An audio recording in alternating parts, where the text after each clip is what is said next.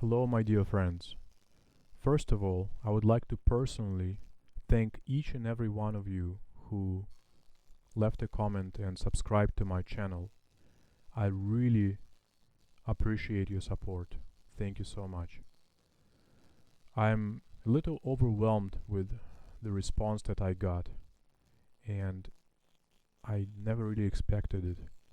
I read through your comments. I actually read every comment that you left, and I see the kindness and the warmth with which you treat me, and I just want to thank you for that.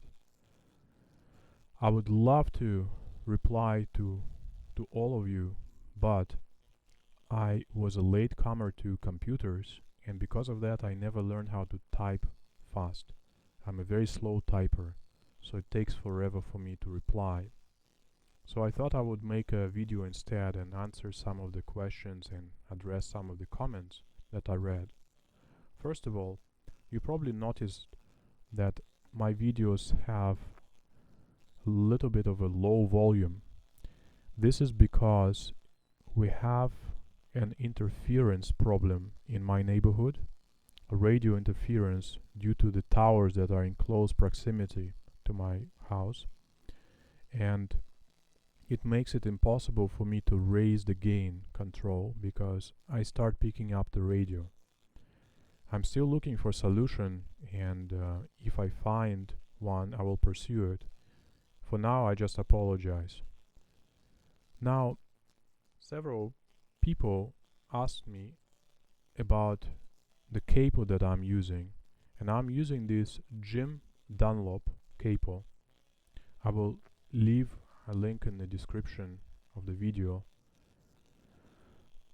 Make sure that you get the one with adjustable strap here, and also the one that is flat, straight. Now, what about the plastic protection for my guitar support? I use the one that is called Klingon. Now, I saw in the description of that product that you should contact your luthier if you apply to French polish, so I suggest that you do that. Now, many people ask me about tabs, and I really haven't worked with tabs in the past. I don't need them because I developed my ear enough so that I learn pieces with no problem, and I never had the need to notate them because I have a good memory.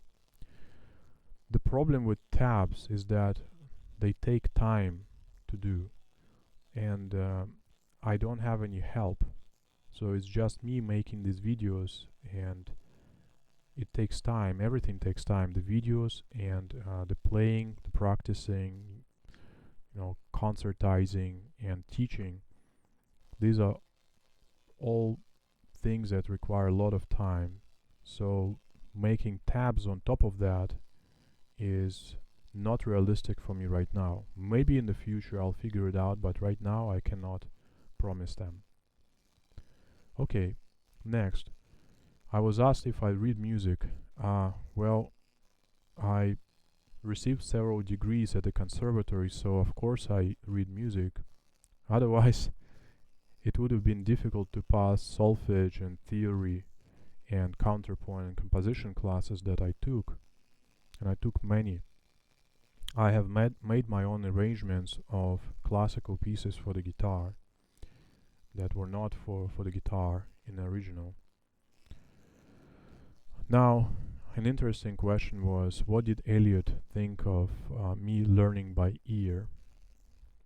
Well, I just want to say that Elliot Fisk, my teacher, he loves flamenco, and he always told me how once he heard Paco de Lucia play his tarantes Tio Sabas and Colombiana Monasterio de Sal, he absolutely fell in love with this style, and actually he inspired me to learn these songs. I remember I came home after having a lesson with him at the conservatory, and I started learning that Tarantas Tio Sabas, and I learned it before I went to bed.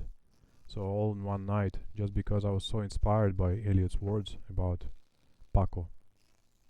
Okay, so the answer is he really respected my ability to learn by ear. But of course, when I learned classical pieces, I did not learn them by ear, but rather from the scores.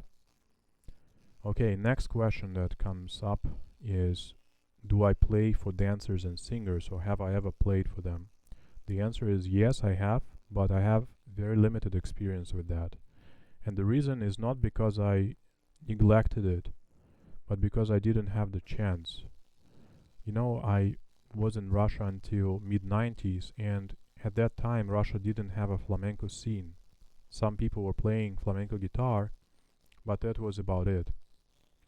And after immigration, I came to the United States, and it was all survival mode.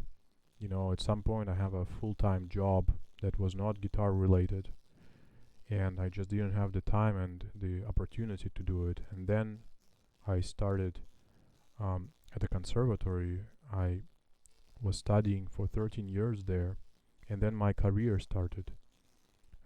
So I never had a chance to pursue this seriously.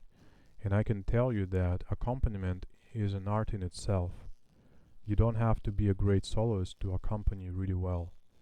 But of course, if you're a great soloist and accompany well, then you're the full package. There are some people that do not have the technique of some of the luminaries in flamenco, but the way they accompany is just perfect. And I really respect that. And I really love listening to cante with guitar, and also to watch the accompaniment, dancers with the accompaniment. Alright, now some people ask me, why don't I play Entre dos Aguas?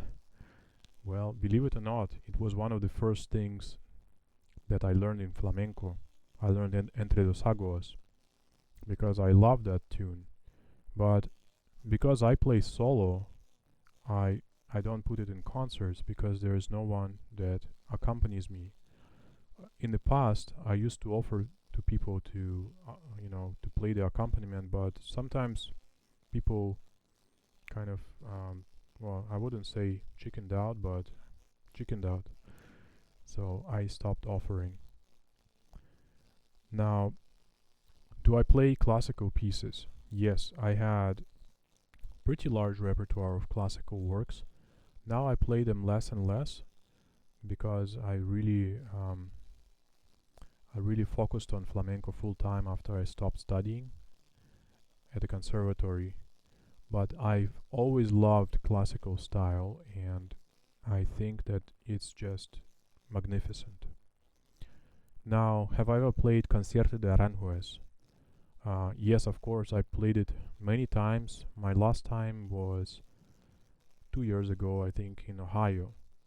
And I truly love playing that work by Rodrigo.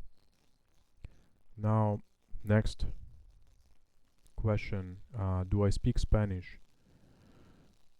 I understand Spanish a little bit, and I can read Spanish, but no, I don't speak it, unfortunately. I am still planning to learn it at some point. I used to speak better than I speak now. Now, what about subtitles? People ask me for Spanish and Russian subtitles. It's another thing that I have to type in, that I have to edit in my videos, and it just takes a lot of time. Making videos is actually taking more time than I thought originally it would. Maybe because I make my videos in one take, so I don't edit them. Maybe in the future, if I figure out how to edit them better, I will be able to include subtitles, but for now, I'm sorry, I cannot do it yet. Now I will say a few words to my Russian viewers. Дорогие друзья, спасибо за ваши комментарии. Я не забыл русский и Спасибо вам большое за то, что вы смотрите мои видео. К сожалению, я не могу делать их на русском, потому что это занимает много времени. Я бы рад, но сейчас, к сожалению, не могу. Может быть, когда-нибудь я запишу несколько видео специально для русскоговорящих людей. Спасибо вам большое. Now, what about the plans for my channel? Yes, I have a lot of videos in the works. I actually planned them out, and check back and see if I post something that you want. Well, this is about it for now. Thank you again so much for your replies, and I will see you next time. Thank you, friends.